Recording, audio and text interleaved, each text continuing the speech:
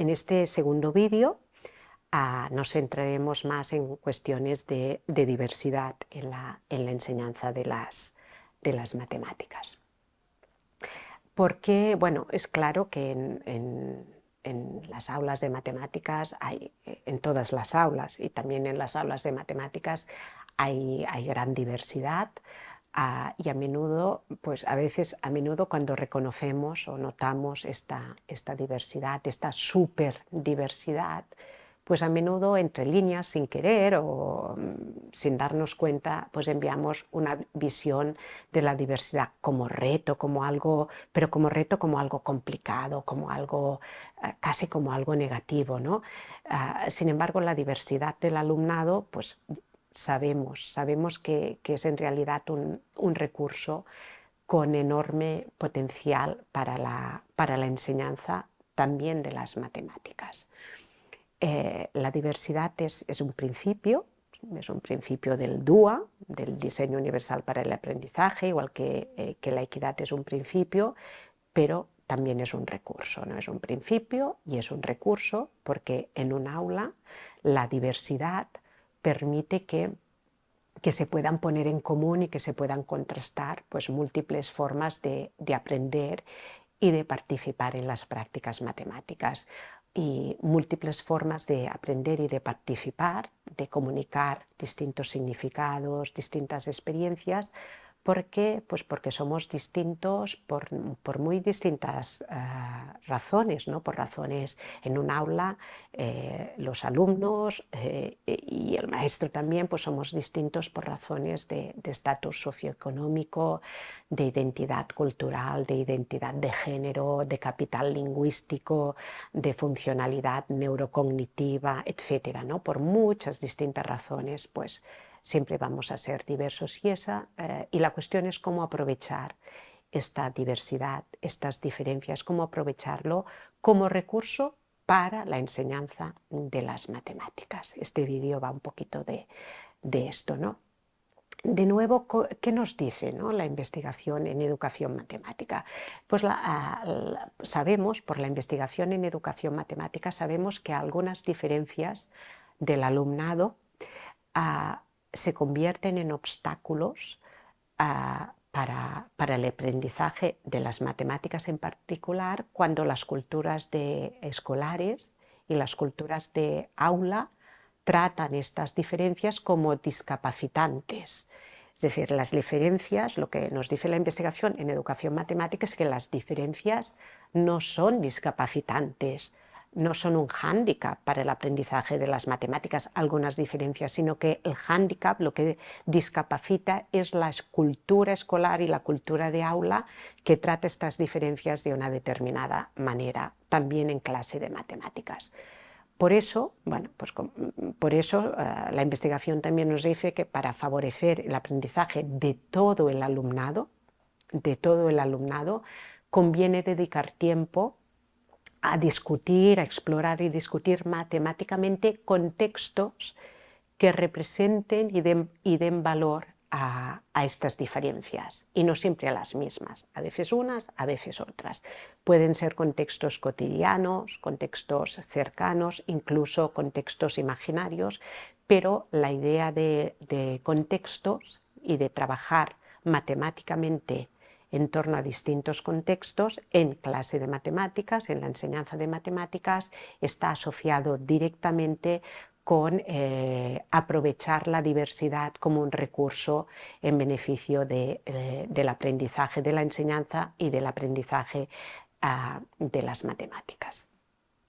Por tanto, dicho esto, pues una estrategia de enseñanza de las matemáticas que sea respetuosa con la diversidad, que esté comprometida con la diversidad y que la aproveche en beneficio de la enseñanza de las matemáticas, no solo para una sociedad mejor, sino también para una sociedad alfabetizada matemáticamente, pues una estrategia en esta dirección orientada así sería discutir la estrategia de discutir abiertamente a prácticas matemáticas que estén orientadas a entender mejor el mundo y a entender mejor algunas de las realidades del alumnado mediante la utilización de contextos en la enseñanza de matemáticas.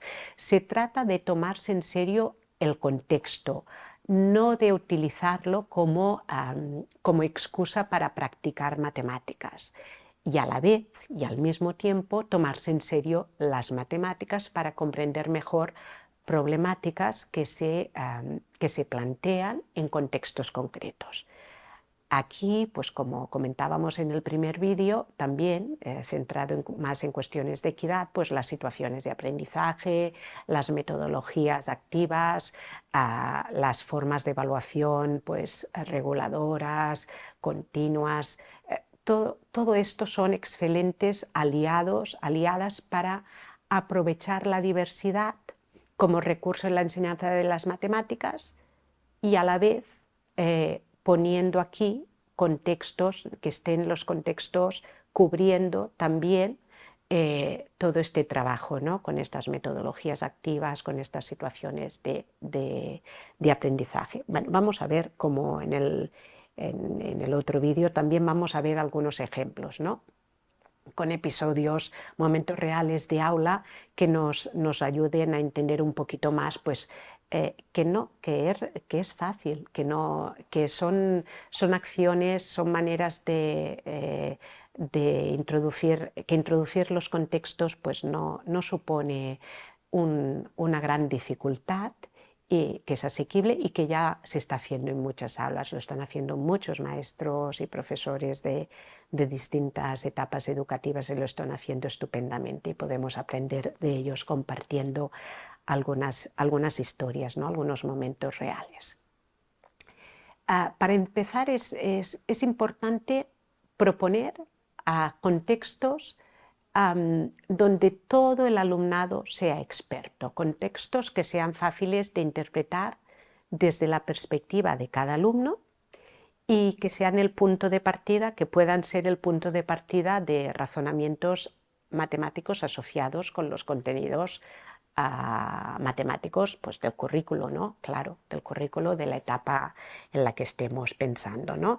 Este es un ejemplo, este primer ejemplo está inspirado, bueno, está tomado de un aula, bueno, eran los chicos, los mayores de primaria y bueno, pues la maestra les planteó este problema, es un problema pues aparentemente muy sencillo y muy potente, ¿no? A la vez les planteaba, bueno, pues en un país hay 50 millones de habitantes, pues cuántas maestras o cuántos maestros se necesitarán, ¿no?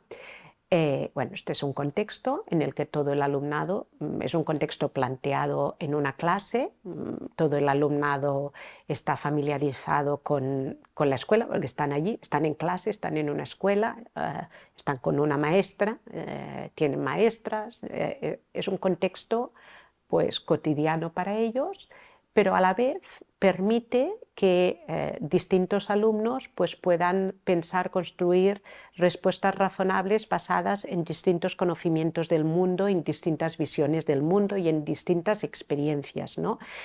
Distintos chicos pues, van a plantear, como pasó en esta clase, pues, distintos hechos numéricos, bueno, matemáticos, en este caso eran hechos numéricos, en distintas parejas pues plantearon distintos hechos numéricos que vieron como relevantes para esta situación y a partir de aquí pues utilizaron razonamientos basados en proporcionalidad, ¿no? Razonamiento proporcional para dar respuesta a partir de los distintos hechos numéricos que habían planteado, ¿no?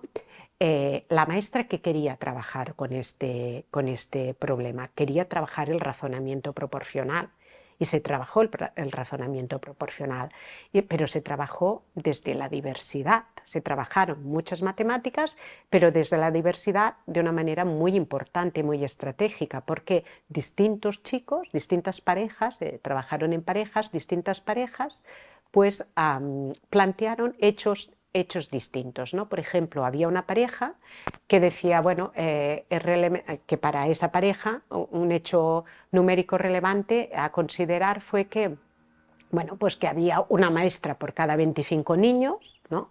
Ahí había una proporción, ¿no? Una maestra por cada 25 niños, y esta pareja, pues por ejemplo, consideró que una persona en este país, que no es necesariamente España, en el enunciado es en un país con 50 millones de habitantes, pues ellos consideraron que había una vida, una esperanza de vida de unos 70 años y que de estos 70 años las personas de este país se pasan 6 años aproximadamente en la escuela, por tanto relacionaron, hicieron también esa proporción de 6 a 70, ¿no?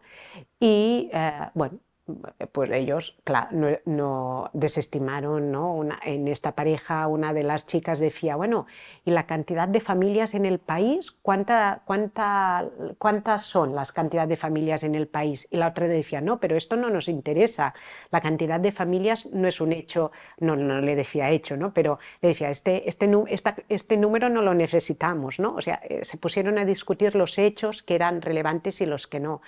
Y en otra pareja, pues discutieron cosas distintas. En otra pareja discutieron cosas distintas porque partieron de que, por ejemplo, de que de los 50 millones, partieron de que no toda la población entre una edad entre 6 y 12 años, partieron de que no necesariamente estaban todos escolarizados, que había población no escolarizada. Esto es muy interesante. En cualquier caso, los hechos numéricos que consideraron relevantes fueron distintos, pero se trabajó en clase, a partir de estos hechos numéricos distintos, se trabajó la relación, no el razonamiento proporcional, que es la matemática, el razonamiento matemático subyacente que hay en este problema, cojas o no, tomes unos u otros hechos numéricos como relevantes.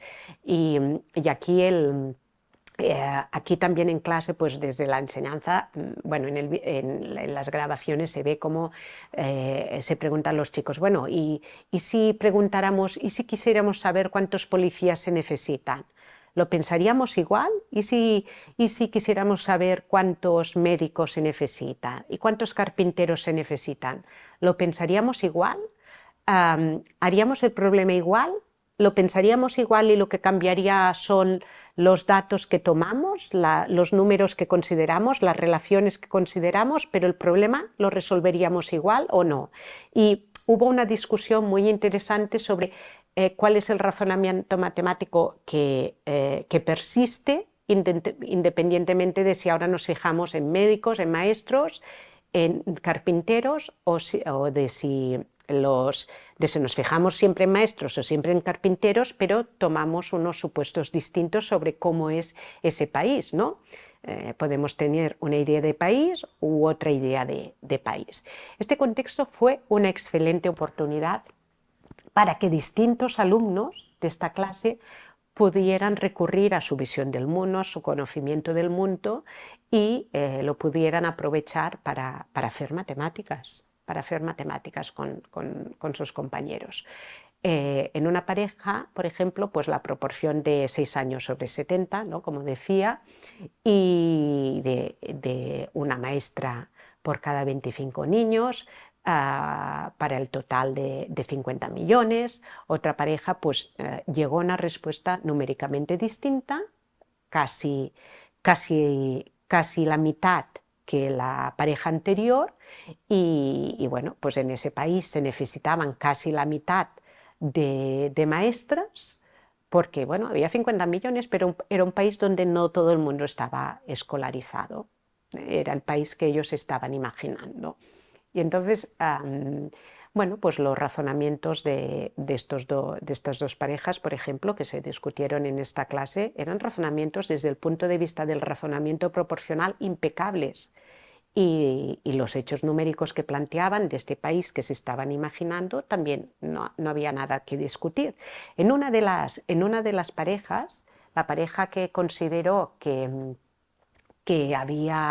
que no todos los chicos estaban escolarizados y bueno, y que llegaban a una cantidad menor de maestras que se necesitaban, pues una de las chicas de la pareja era una chica nacida en Bolivia, perdón, nacida en Bolivia, que llevaba 2 años en Barcelona, ¿no? En su escuela de Barcelona, y bueno, que ella luego en clase explicaba, ¿no? Decía, bueno, pero es que vosotros os estáis imaginando que este país es España, ¿no? Les decía, pero yo me estoy imaginando que es Bolivia, ¿no? Y entonces los hechos numéricos que habían tomado en su pareja eran distintos. Bueno, todo esto sirvió para hacer matemáticas, para discutir en clase el razonamiento proporcional. El razonamiento matemático era el mismo, el razonamiento proporcional, lo que cambiaban eran los hechos numéricos y los datos, y tenían que cambiar porque es que el contexto que se estaban imaginando eran contextos distintos. Bueno, este es un ejemplo estupendo, ¿no?, de lo que pasó en esta clase. Hay muchos más ejemplos estupendos porque yo siempre insisto que tenemos ejemplos de enseñanza de las matemáticas magníficos, ¿no?, a lo largo del territorio. Este otro ejemplo que he escogido para este vídeo es de contextos donde todos nos sintamos implicados, ¿no? Hay contextos cotidianos comunes como por ejemplo los mapas del metro en una ciudad, que bueno, pues que están muy bien, pero si estás en un entorno rural, no sé si remoto o no remoto, pero a lo mejor el mapa del metro de la ciudad de Madrid o de Barcelona o de otras ciudades con metro en España, pues a lo mejor no va a ser un contexto donde todos se sientan implicados. Bueno, pues en esta escuela esto es un ejemplo de una situación que se trabajó con unos chicos en un pueblo en el norte de Girona, en una escuela en el norte de Girona, y el profesor utilizó pues las representaciones matemáticas de las redes tróficas, ¿no?, que son grafos, ¿no?, son grafos, y utilizó esta representación geométrica que veis en esta diapositiva con los nodos, ¿no?, con los vértices y las distintas especies, las aristas, ¿no?, con las flechas, aristas orientadas, ¿no? Y bueno, pues claro, ya todos sabemos, ¿no?, que cualquier sistema ecológico se puede representar como un grafo, ¿no?, con sus nodos o vértices y sus aristas, con las flechas que representan relaciones,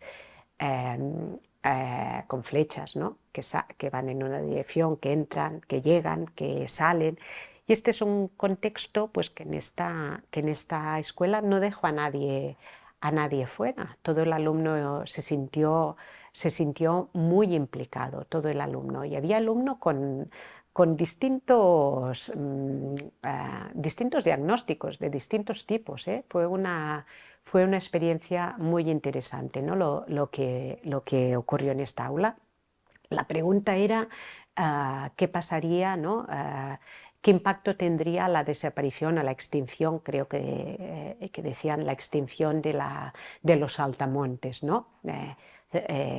Y bueno, pues empezaron los chicos a hablar, de los saltamontes, ¿no?, de que si los habían visto, si no los habían visto, cómo eran los saltamontes. Empezaron a hablar mucho de los saltamontes y el profesor de esta clase pues fue guiando la conversación para que fuera una conversación matemática, fuera una conversación para trabajar matemáticas, ¿no?, de enseñanza de las matemáticas. Claro, matemáticamente un grafo es una estructura de relaciones, y lo que quería el profesor era que vieran esas relaciones, ¿no? Si los vértices no cambian, pues pueden cambiar las aristas y por tanto las relaciones. Pues fue trabajando con estas ideas. y en la red trófica pues las relaciones matemáticas son interacciones, ¿no?, entre seres vivos, lo cual es una interpretación muy interesante, ¿no?, de un tipo de relación matemática que se contextualiza como interacciones entre seres vivos que explican pues qué especies se alimentan de qué especies, quién se come a quién, ¿no? Bueno, pues este contexto permitió estudiar qué pasaría si una especie se extinguiera o si añadiéramos una especie que entrara en competencia con alguna de las ya presentes en la red trófica, que a nivel de matemáticas, pues esto significa introducir más vértices, introducir, bueno, todas las combinaciones con los nodos y las distintas aristas de un grafo pues expandido, que representaría, pues bueno, si desaparece una especie, ¿no?, si sacamos el nodo que representa al saltamontes, pues como el gráfico reducido, cómo queda, ¿no? Cuáles son las aristas que desaparecen cuando desaparece este nodo, y si esto luego desencadena una cascada de extinciones, ¿no?, cómo queda este grafo, ¿no? Lo hicieron los chicos con papel vegetal, ¿no? Con papel vegetal fueron representando el grafo que quedaba si sacábamos el saltamontes y las flechas que llegaban y salían del saltamontes. Luego con ese grafo pusieron otra capa de papel vegetal y vieron si realmente allí volvía a desaparecer otra especie, si había una extinción en cascada, ¿no? Y realmente no es casual haber escogido para esta tarea el saltamontes, ¿no? Si escoges el saltamontes, pues se va reduciendo el grafo. En las representaciones con el papel vegetal van apareciendo distintos grafos. Si coges el conejo o la lechuza, no pasa lo mismo, ¿no?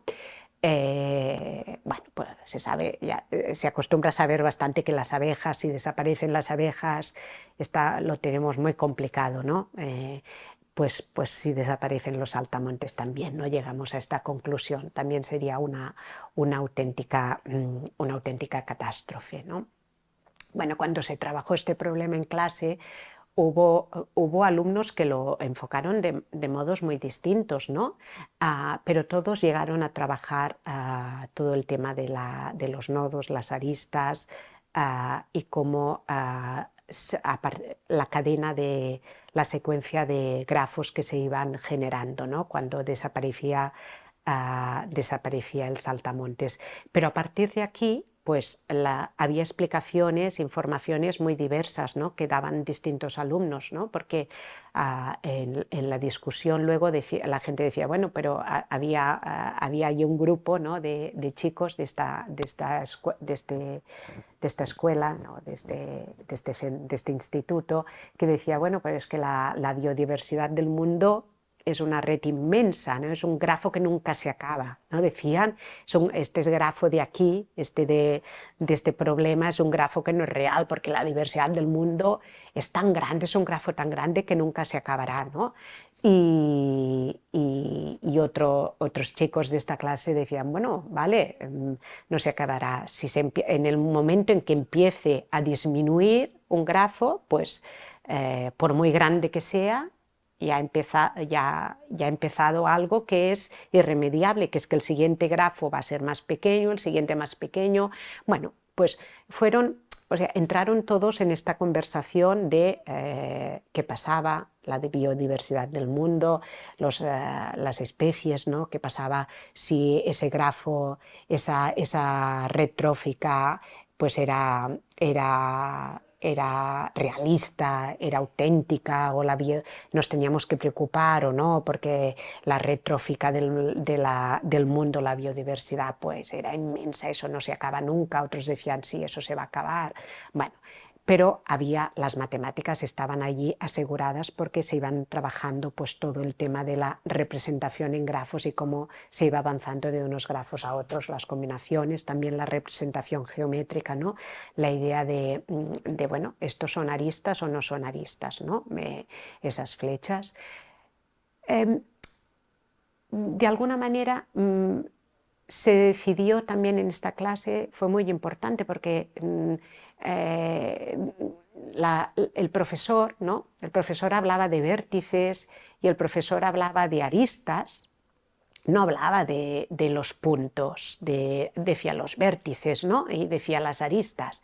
Y hubo unos chicos que decían, bueno, pero esto no es una figura de geometría, por qué estás diciendo vértices y aristas? ¿No? Esto no... Y el profesor les preguntó, ¿y por qué no es una figura de geometría? ¿Por qué no puedo decir vértices y aristas?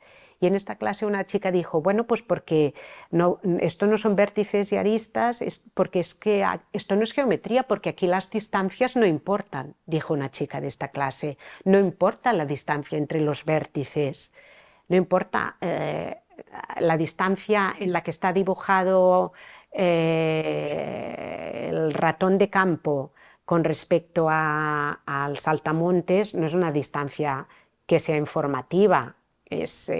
No importa esta distancia entre estos dos vértices, por eso no es geometría, decía esta chica. Esto fue una conversación realmente interesante, ¿no? Porque, claro, todo el tema de topología, ¿no? Si las distancias entre los vértices no importan, si los ángulos no importan, si la alineación de los vértices del grafo a la hora de representar la nueva red, ¿no? Las redes con el papel vegetal, cuando iban superponiendo las redes tróficas reducidas, ¿no?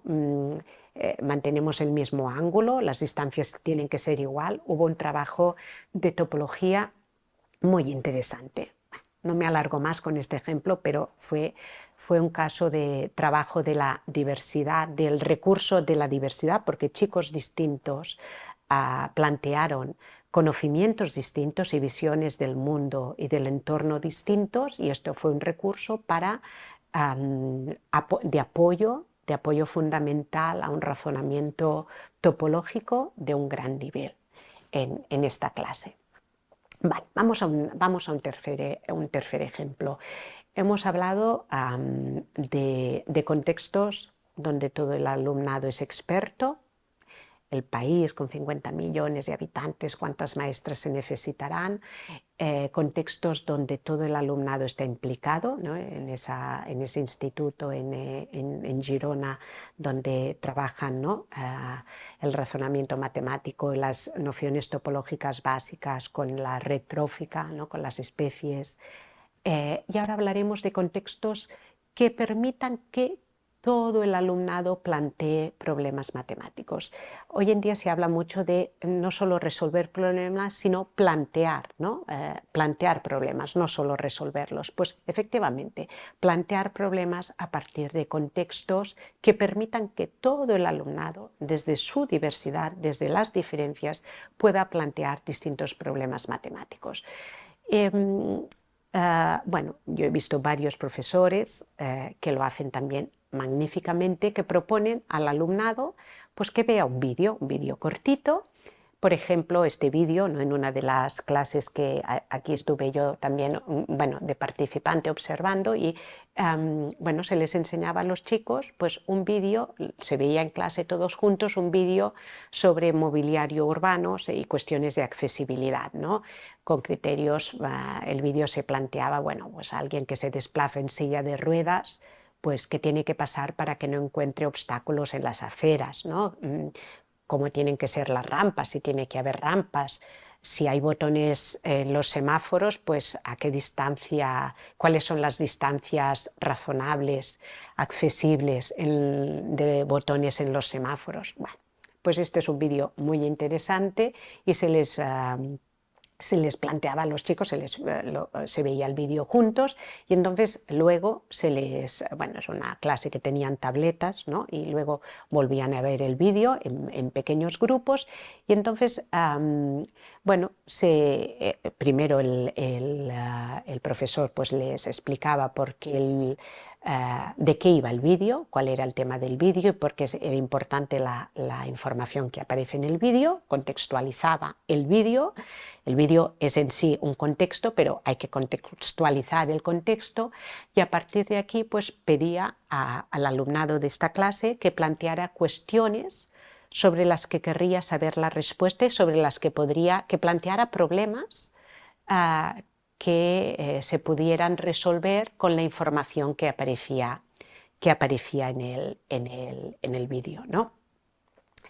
Bueno, pues, ¿qué planteó este profesor? Pues planteó proponer problemas que realmente sean de interés para el alumnado que los propone, porque es el alumnado quien propone los problemas, y por tanto, bueno, distintos alumnos tendrán intereses distintos y se fijarán en informaciones distintas y en momentos distintos, minutos distintos de este vídeo, en unas cosas antes que en otras, ¿no?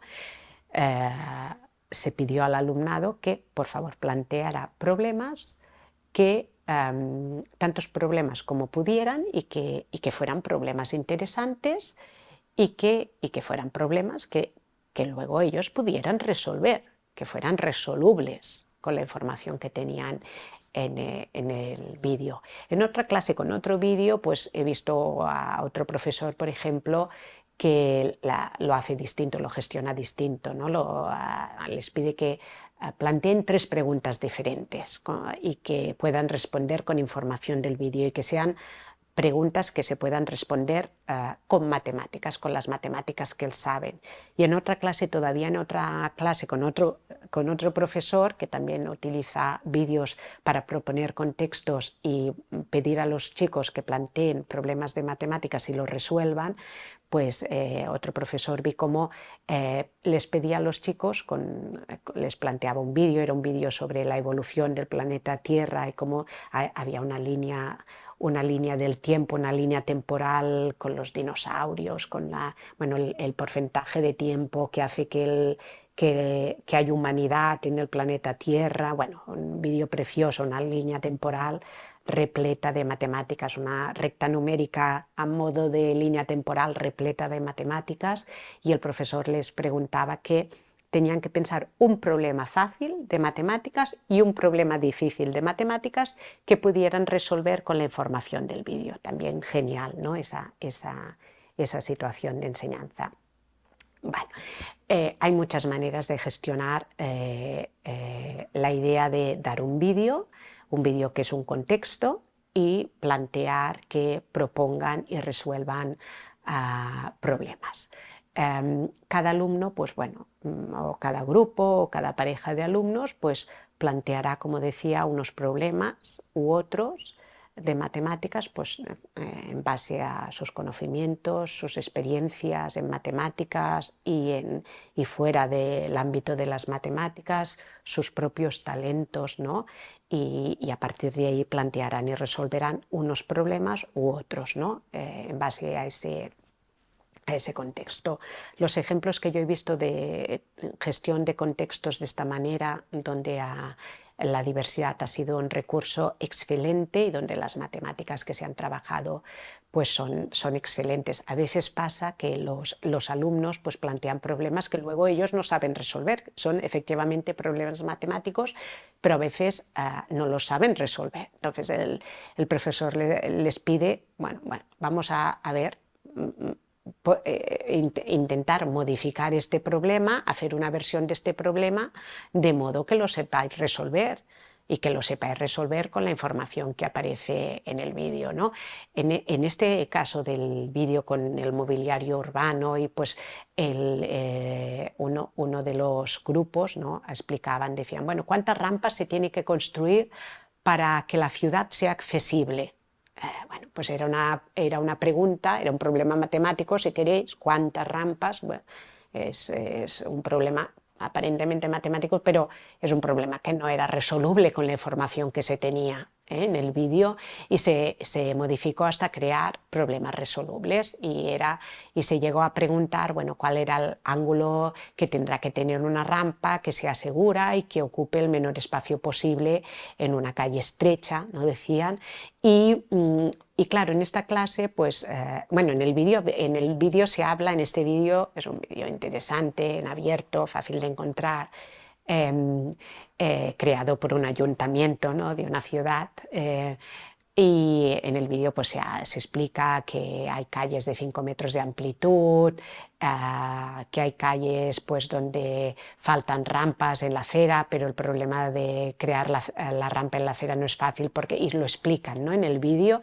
Y entonces en esta clase en particular, pues Clara es una chica de esta clase que esto hace un curso, esto es del curso, este curso, no el curso pasado.